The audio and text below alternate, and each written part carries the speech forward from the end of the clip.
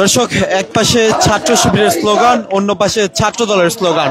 সম্পূর্ণ শাহবাগটি এই মুহূর্তে উত্তপ্ত অবস্থায় রয়েছে। আপনারা দেখছেন যে একে একে স্লোগান এক পাশে অর্থাৎ জাদুঘরের যে সামনের সড়কটি রয়েছে সেই সামনের সড়কে এই মুহূর্তে ছাত্র দলের স্লোগান দেওয়া হচ্ছে এবং যেই মেন সড়কটি রয়েছে সেই মেন সড়কে শিবিরের স্লোগান দেওয়া হচ্ছে এবং কিছুক্ষণ পরেই হয়তো এই ডাকসু যে নির্বাচন রয়েছে সেই নির্বাচনের ভোট ঘোষণা করা, ফলাফল ঘোষণা করা হবে। সেই ফলাফল ঘোষণাকে কেন্দ্র করে কিন্তু এই মুহূর্তে আপনারা দেখছেন যে সকল শিবিরে যারা রয়েছে এবং ছাত্রদল যারা রয়েছে পাল্টাপাল্টি স্লোগান দিচ্ছে। এই মুহূর্তে আপনারা এমন দৃশ্য দেখছেন দর্শক, যে যেখান থেকে সরাসরি সম্প্রচারটি দেখছেন শেয়ার করে সকলকে জানিয়ে দেওয়ার সুযোগ করে দেবেন এবং আপনার মূল্যবান মতামত জানাবেন কমেন্ট বক্সে। দেশ বিদেশের সর্বশেষ সংবাদ সবার আগে পেতে ভিজিট করুন www.dhakapost.com।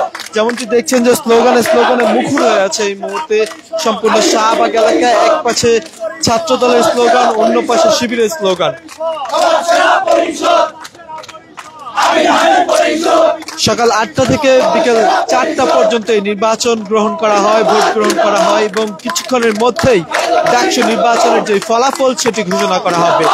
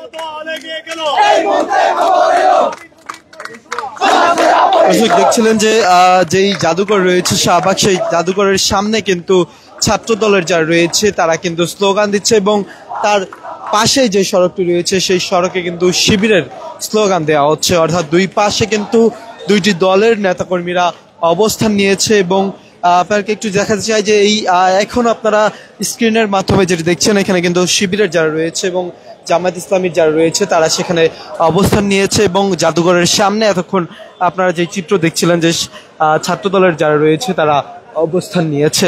একটু জানিয়ে রাখতে চাই, সকাল 8টা থেকে বিকাল 4টা পর্যন্ত নির্বাচনের ভোট গ্রহণ করা হয়েছে এবং তার পরবর্তী সময় কিন্তু যে সকল ভোট কেন্দ্রগুলো ছিল সেগুলো সম্পূর্ণ বন্ধ করে দেওয়া হয়েছিল এবং ভোট গণনা এখন পর্যন্ত চলমান রয়েছে। হয়তো কিছুক্ষণের মধ্যেই ফলাফল জানা যাবে এবং সেই ফলাফলটি জানতে ঢাকা পোস্টের সাথে থাকতে হবে।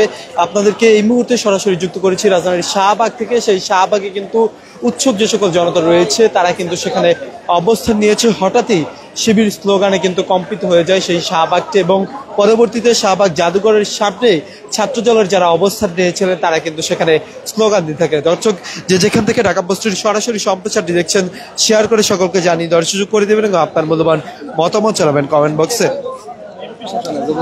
একটু আপনাদেরকে জানিয়ে রাখতে চাই, ছাত্র শিবিরের সমর্থিত ঐক্যবদ্ধ শিক্ষার্থী জোটের সাদিক কায়েম এবং ছাত্রদল প্যানেলের ভিপি প্রার্থী আবিদুল ইসলাম খান তারা দুইজন কিন্তু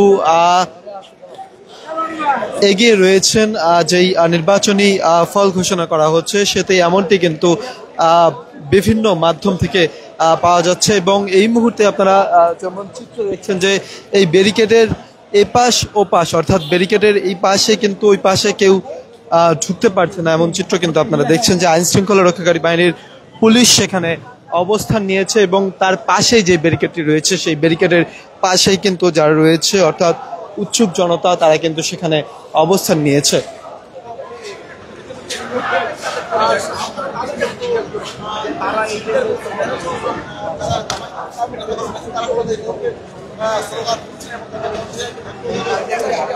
জানিয়ে রাখতে চাই, এই বহিরাগত যেন ঢাকা বিশ্ববিদ্যালয় ক্যাম্পাসে প্রবেশ করতে না পারে বহিরাগত কেউ, তার জন্য কিন্তু আইন শৃঙ্খলা রক্ষাকারী বাহিনীর ব্যাপক উপস্থিতি সেখানে রয়েছে এবং 2 স্তরের ব্যারিকেড কিন্তু সেখানে আমরা এই মুহূর্তে লক্ষ্য করছি। ভিতরে যদি কাউকে প্রবেশ করতে হয় সেক্ষেত্রে কিন্তু আইডি কার্ড দেখিয়ে কিন্তু তারপরে সে ভিতরে প্রবেশ করতে পারবে এবং আইন শৃঙ্খলা রক্ষাকারী বাহিনী কিন্তু সেখানে সতর্ক অবস্থানে রয়েছে কোনো ধরনের বিশৃঙ্খল পরিস্থিতি যেন সেখানে না ঘটে এবং জলকামান জলযান কিন্তু সেখানে প্রস্তুত রয়েছে।